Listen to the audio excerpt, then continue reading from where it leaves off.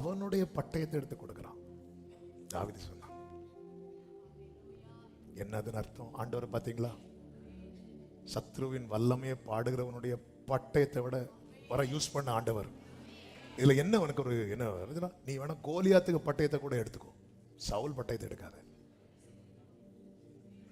கோலியாத்து பட்டயத்தை கூட எடுத்துக்கோ. ஏன்னா அவனுக்கு அவன் தேவர்கள் மேல நம்பிக்கை இருக்கு. அவன் காலையும் மாலை வந்து நின்று அவனுடைய தேவர்கள் பேரை சொல்றான். பெலிஸ்தியரின் தேவர்கள் 5 எண்ணாகமத்தில் இருக்கிறது. 5 பெலிஸ்தியர் அதிபதிகள், அதான் பெலிஸ்தியரின் தேவர்கள். அந்த பேரை சொல்ல. அதனாலதான் தாவீது எத்தனை கல் எடுப்பார் தெரியுமா? ஆமென். அதன் அர்த்தம் என்ன? ஆமென். அவருக்கு முன்பாக தேவர்கள் எல்லாம் ஒண்ணுமே இல்லை. ஒரு கல்லை போட்டா கதை முடிச்சது.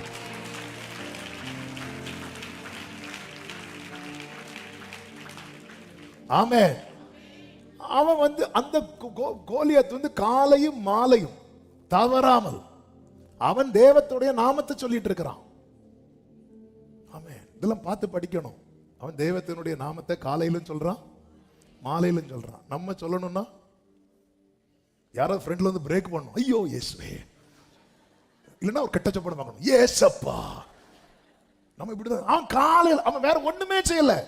காலையில வந்து இருக்கிறான், மாலையில வந்து நிக்கிறான், தன் தேவர்களுடைய நாமங்களை சொல்லிட்டே இருக்கிறான். அவன் மந்திரத்தை அவன் ஓதுறான். அவனை பார்த்து படிங்க. ஆண்டவர் சொல்ற, நீ அவன் பட்டயத்தை கூட எடுத்துக்கோ. தாவீதே, அவன் பட்டயத்தை கூட எடுத்துக்கோ. இன்னும் ஒருத்தர் இருக்கிறான் பாரு, யாரு? தொற்றாத, எனக்கு பிடிக்கல, எடுக்காத.